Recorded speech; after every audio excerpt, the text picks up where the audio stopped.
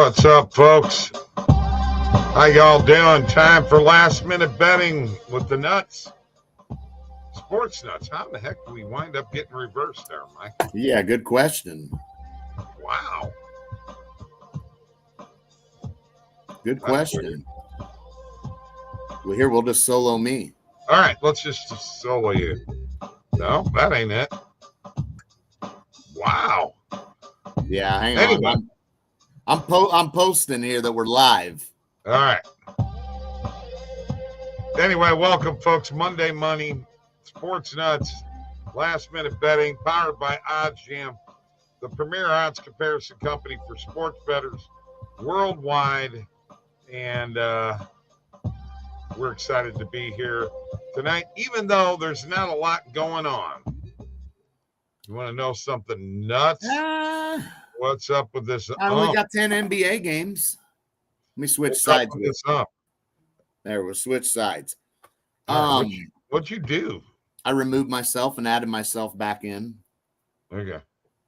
I mean, we got 10 NBA games tonight. We got 20 plus college basketball games. Only one NHL game, but you know, we definitely have some action tonight. Definitely live betting will be a good night. You know, you're looking at 30 something, you know, basketball games alone. You know, right. Going to be a lot of opportunities with live betting tonight for sure. And we already have live betting happening here right now, Mike. As we're talking, I'm just actually going to here's here real quick, see what happens. Yeah, Tristan, I saw that. Obviously, more issues in the sports betting world, whether it's an athlete, an umpire, an official. Crazy. Even more reason to just use data to find your edge and place your bets. With all this craziness going on like that, even more reason to bet that way. Just incredibles here. I got to hear your guys' reaction to the Luka trade. Yes, we're definitely going to get into that. About it right now. But before we go, I just want you to know real quick, Mike, there are a ton of live EV plays out there right now because you've got Lehigh and Colgate. Their game has already started. There are some tennis plays, but this Colgate-Lehigh game, I'll be looking for halftime or timeouts, any kind of stoppages. Can I go first? Great trade for the Lakers. And that's all you got to say about it. Great trade for the Lakers. Okay. May I ask why, in your opinion? I'm going to go with what my grandson said. He helped take his team to the finals last year and played outstanding. That's the kind of player that they need. I know AD and LeBron won a championship, but it was in the bubble. That team has not been the same outside the bubble. I think he's going to excite the fan base much, even more than LeBron excites the fan base, to be honest with you. He's also a piece for the future of that franchise. We're not just talking about present. I think it's a great trade for the Lakers. So I'm going to give a really kind of cliche answer here, but I honestly think both teams can come out of this in a good way. Now, if we're talking for right this minute, obviously I think Dallas does have to have a little edge there because, one, Luka has not been playing, and two, when you look at the piece they got in AD, he is still showing he can play at an extremely high level, at least for this year. We know he can get hurt and banged up, so you worry about that, but at least you know if he's in the lineup and healthy, what you're getting out of him right now. He's not falling off, you know. He's getting up there in age, but you're not seeing anything to show that he can still produce crazy numbers. So I think Dallas is definitely getting a ready now player that really will help them, especially down low when he's going to move to the power forward, rather than playing center. You look at that aspect, that's going to be pretty good for him offensively, especially. So that's going to help. I think Dallas is probably going to benefit from this more now, but I do think for the future, the Lakers at least now have a piece set in place, because that's going to lead down the road to other players joining. Okay. Just to let you know here, this play right here, which is live in the Argentina Primera Division, this plus 155 is now a minute and a half. It has been up. It's at halftime. I just want to keep an eye on this line and see how long it stays. Okay. So we're about a minute and a half right now. While you were talking, I was checking it out. This is live positive EV, folks. When you're at halftime of a game, and you know what? How you do that is you make sure that your in-game status for live is set to stoppage too. And anytime we have a stoppage, now this is live halftime. Usually it says stoppage halftime. I'm not sure why it says that for soccer right now. But the bottom line is that this plus 155 is still there, and we're going on about 2 minutes right now. So you're going to get extra time to get these plays in, and that's really great for arbitrage. So I had to share that real quick because live betting is going to be a big part of what you do. Absolutely. LeBron to the Grizzlies. No. Yeah. The Mavericks lost 700K followers. Wow. I mean, again, that's the thing. I mean, when you look at Luka, I mean, the dude did lead you. Granted, Kyrie was there, but I mean, let's be honest. Who was the best player on that team last year? It was Luka. Who hit the big shots? Luka. Right. I mean, so he took you to an NBA Finals team where you ran into, let's be honest, a more complete Boston team. Boston was a more complete team. I know people don't really think Tatum's great. Tristan is not a Jason Tatum fan, Bob, as you know. You're St. Louis boy. But let's be honest. Boston has a complete team, So going up against Dallas in a best-of-7 series, that was going to be tough for Dallas to overcome that. So the fact he got you there, I mean, yes, he's one of the most special players in the game. I know they were worried about him being in shape, and that was an issue. But, kind of is what it is. In response to your bet button on 365, whenever it happens, it'll probably happen at some point in time. The main thing that we're focusing on right now, folks, is speed. That's the key. And by the way, this plus 155 on Bet Rivers is still there. We are now over 3 minutes into this. That's how long the lines will last especially when you're at halftime. I do respect Boston, just not Tatum, even though he cashed me last night. Yeah, he did. He cashed you big time. He got you the prop that you had, and then he was part of them coming back and beating Philadelphia. So Tatum came through for you last night. But yeah, and again, I agree. I think it's a good trade for both teams in different ways, And for now, Mavs got robbed as far as it goes along. Yeah, agreed. Yeah, I think so too. I think this is great for the Lakers in that aspect because, again, it's going to now you've got some intrigue to come play for the Lakers. Luka's there. They got some young pieces that are decent. Another superstar is going to look at it like, hey, yeah, I'll go join up with Luka. And he's not a selfish player. We know that. The guy can get you triple doubles pretty rapidly too. So he's a team player. You just have to have the right fit for him. But yeah, I agree. It sets them up for the future big time. So they win in that aspect. And who knows, maybe maybe they click early and maybe they are able to make another trade and the Lakers are still relevant. What worries me is, they you can't fall off and not make the playoffs if you're the Lakers. That would be a bummer. Yeah, definitely. But if that does happen, you're set up for the future for sure. But I'm not sure what Tristan means by this. You don't like how they handled the trade. I mean, what were they supposed to do? Contact you first?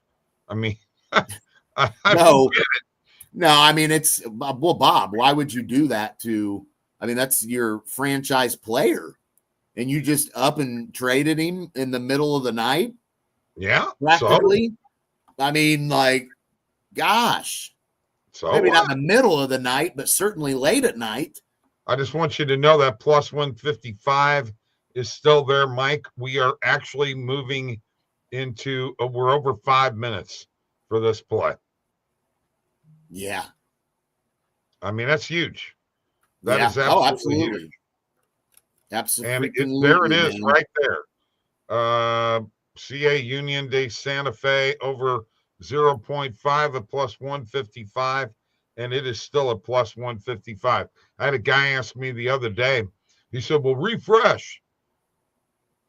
I said, dude, when the line changes, it'll pop up. So here I am. I just refreshed, and guess what? It's still plus 155. That is what you get with live EV, folks.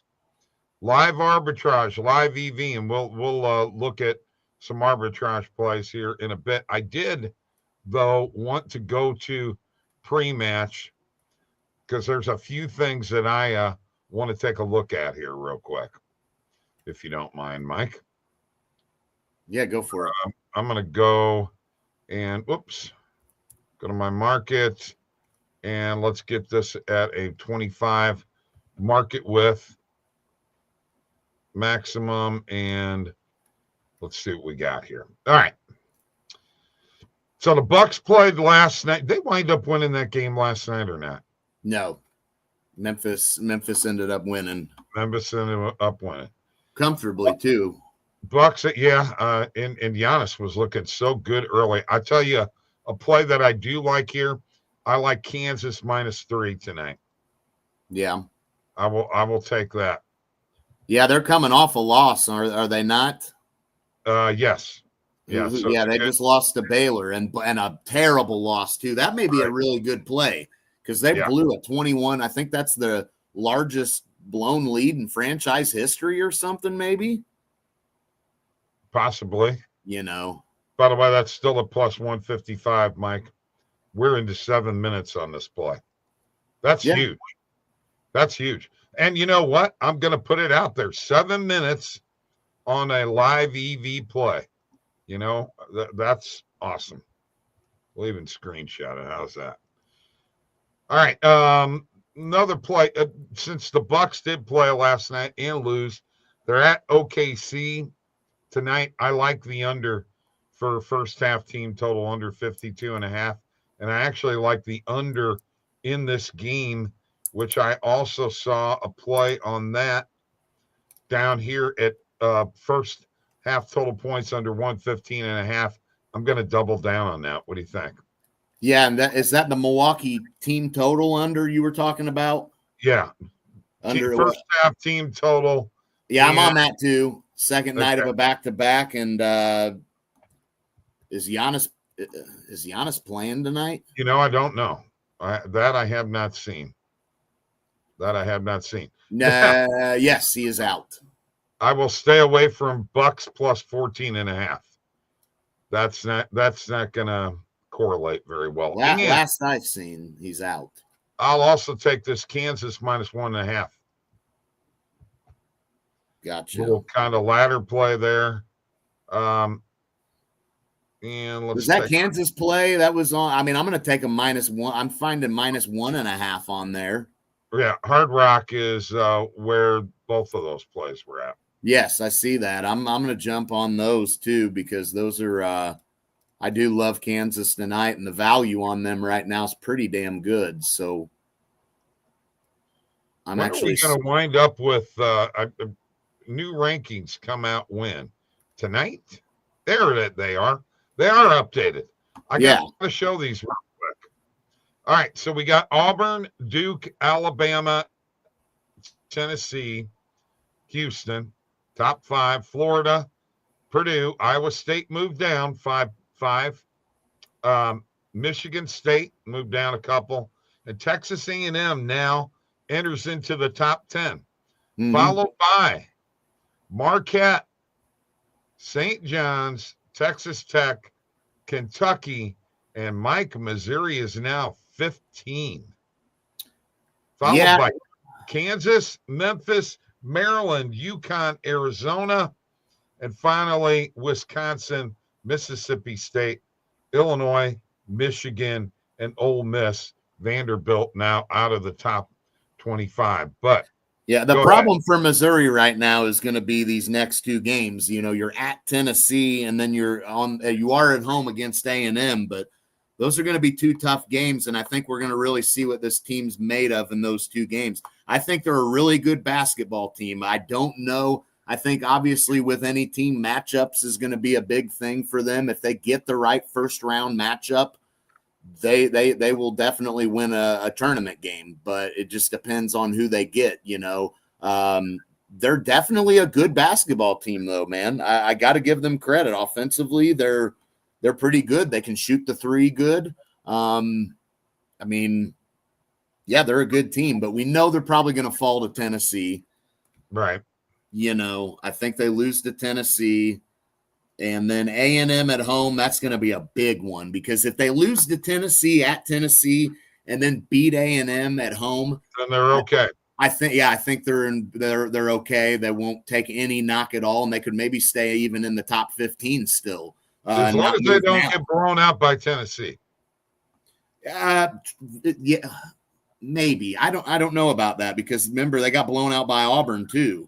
Not long ago, and that didn't seem to really affect them much because they turned around and beat Florida, you know, and Vanderbilt and Arkansas, which are not, I mean, those are decent wins, you know. But then they had the letdown against Texas, obviously. But yeah, I mean, I don't think it matters. I think if they lose to Tennessee, however they lose, and they beat A&M straight up, okay, you know, I don't think they'll take much of a hit. I'm going to take under 215.5 between the Wizards and Hornets tonight. Okay.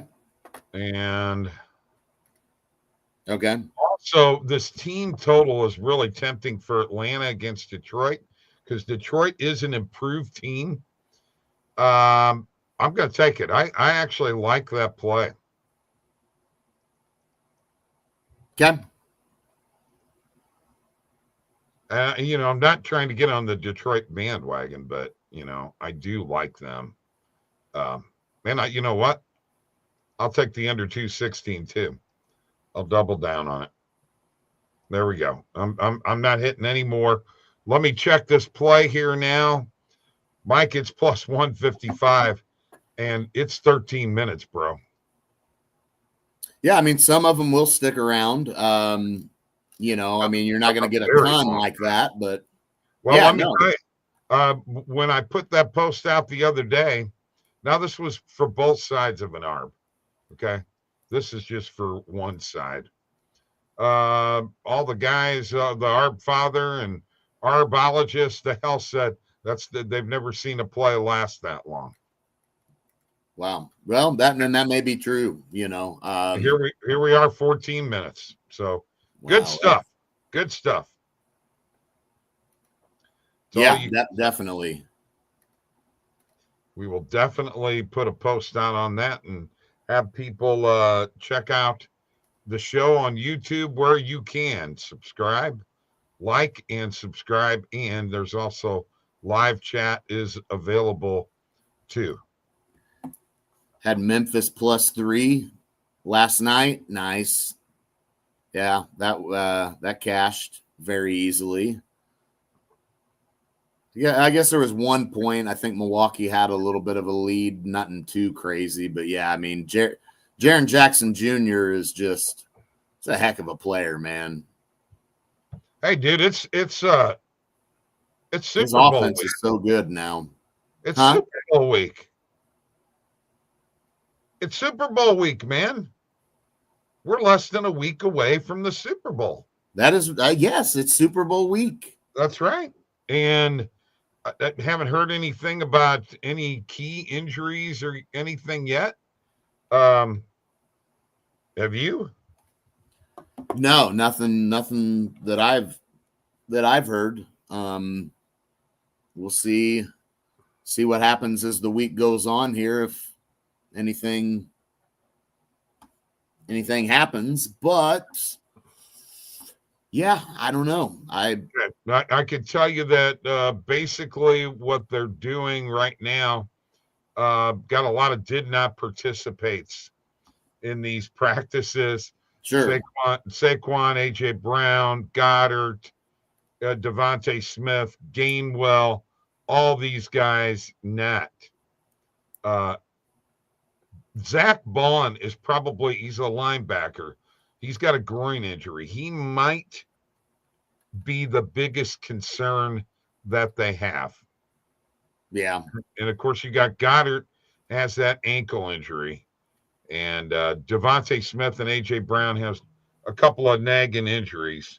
But that's basically, where we're at there. That's what the Eagles injury report looks like. Gotcha. There's go ahead. No, you got a comment there. Right there, Bobby. Y'all sleeping on the Panthers, man. We're getting crowned, calling it right now. Back-to-back Stanley Cups. Okay. There you go. Not sleeping on anything. No, I'm not sleeping on the Panthers. I still think that they're a team that in the East that I trust for sure. I don't doubt that one bit. I think the question for me is the thing with Toronto is, can they finally get over the hump, and do they have the right head coach maybe now?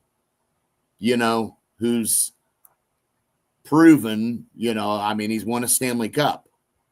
So is he able to get the most out of this team, which so far they started off slow, but so far I think Toronto they look different, and their goaltending Woll looks better, in net. I think that'll be interesting to pay attention to. But yes, I still trust Florida. I know the Leafs are unproven, but okay.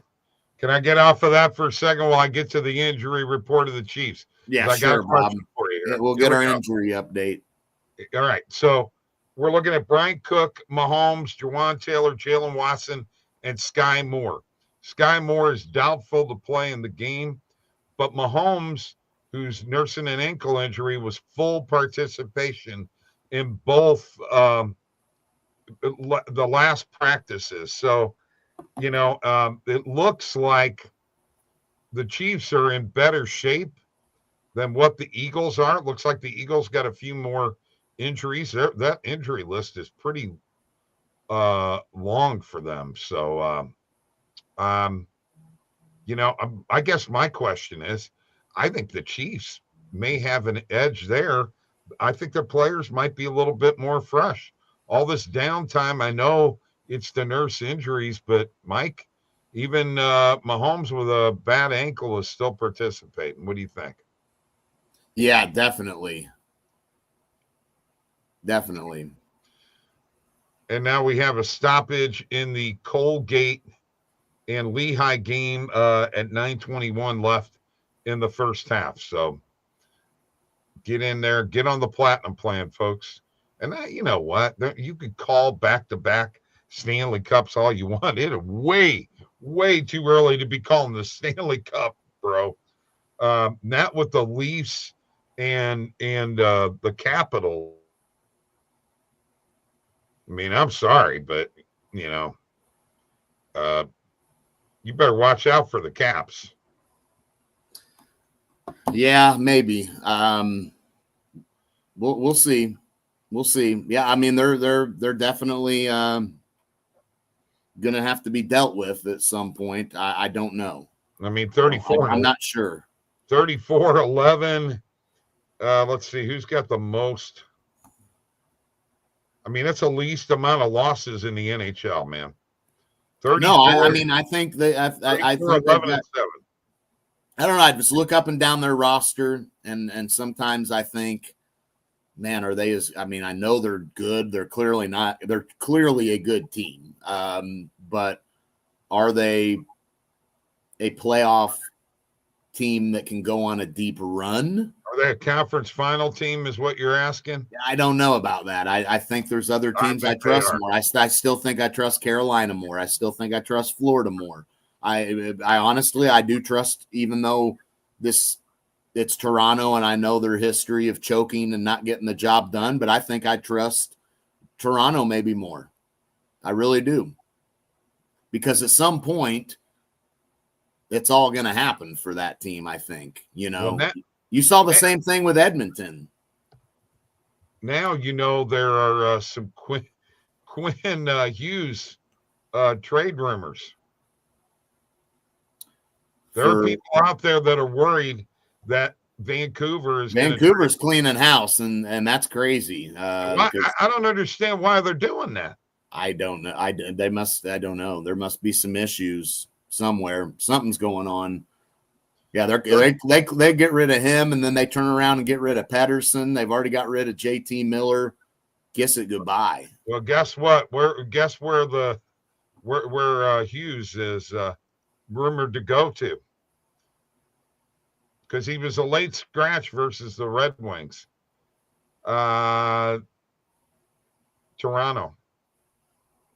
Yeah. Yeah. I mean, if Toronto gets Quinn Hughes, oh my God. Oh, that's huge. That's danger. That's dangerous. Yeah. Oh, yeah. And the guy that I'm looking at for them. What? Go ahead. What? No, I don't understand. We just watched Vancouver play. They're a good team. Why would you? What's the purpose? Is their salary cap getting too high? Or they're not going to be able to sign these guys? And maybe that it's got to be something along that line. I'm sure. I'll tell you, a guy that I've been for Toronto that, I mean, this guy's been on a tear. It's Nylander.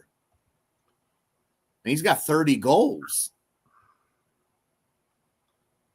He's always been a good player, but he's really, really tearing it up right now. And you look at everyone else that team has, you're like, what happens then?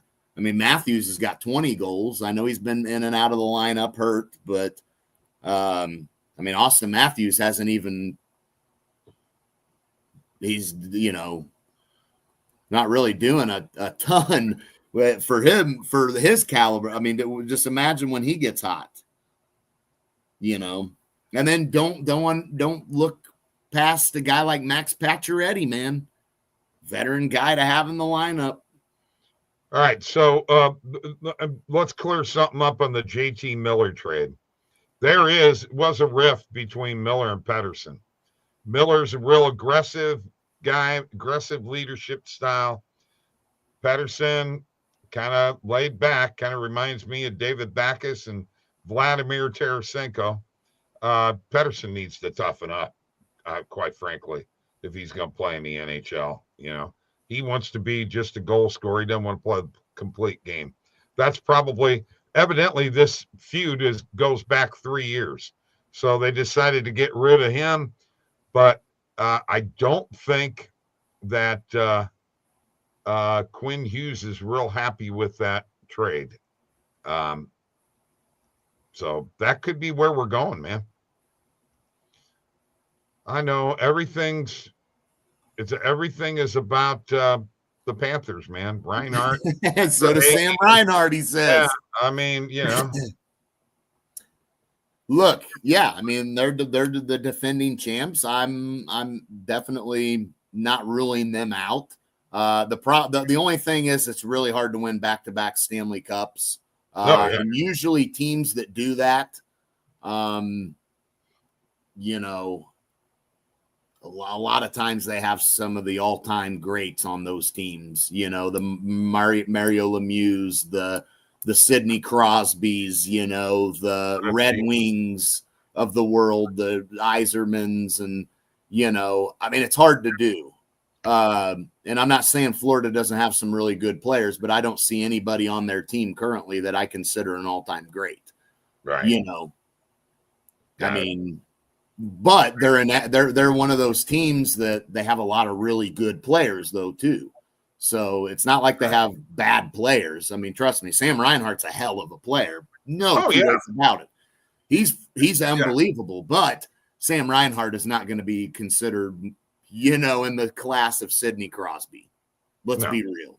No, you know, absolutely not. Absolutely not. But if they do win back-to-back cups, that's a huge accomplishment. Again, that's something to really look back on and say, wow, that Florida team, boy, they were pretty damn good, you know. So he says, what? You guys are crazy. No, I mean, look, I'm giving him all his flowers. I'm just saying Sam Reinhart is not what I would consider an all-time great. I'm going to have to see where his career winds up, but, you know, I mean, if he scores 500 goals in his career, yeah. I mean, Ovechkin and Crosby are two guys that are still in the league that you're going to look at. That's on a different level. Yeah, and Reinhardt's not exactly – he's been around, you know. And Sam is a Hall of Famer, maybe, probably. I don't know. I'd have to do a deeper dive on that. I mean, that's very possible he makes the Hall of Fame, but I don't think that makes him an all-time great of his era. I don't think so. I think he's on a really good team for sure. I think he's on a really, really good team. You know, I mean, they beat McDavid and Draisaitl, you know. Well, okay. Here's where he's at in his career. Okay. Well, let's get this straight. The guy's played 11 years. Right. 286 goals. 311 assists for 597 points. That he ain't going to no friggin' Hall of Fame, dude. No, I don't think so. No, that ain't no Hall of Fame player. Sorry. No. He doesn't have 300 goals, you said? 286 going into this season. So, you know, whatever he's got now. Well, he'll heading into this. So he's probably 300 plus now. Yeah, no. That won't put you in all-time great category. You got to at least be in the 500, 600 club. I mean, he's 11 years in the league, you know. I mean, he's averaging 20 something goals a season, which is good. But, you know, you got to be in the 30 to 40 range. I mean, if he could play, you know, 4 or 5 more years and continue at the pace he's going, maybe he could get into the Hall of Fame, you know, that maybe. But all-time great, absolutely not. He's already 11 years in his career, dude. Mike, that 286 is up to date. That's including his 31 goals this year.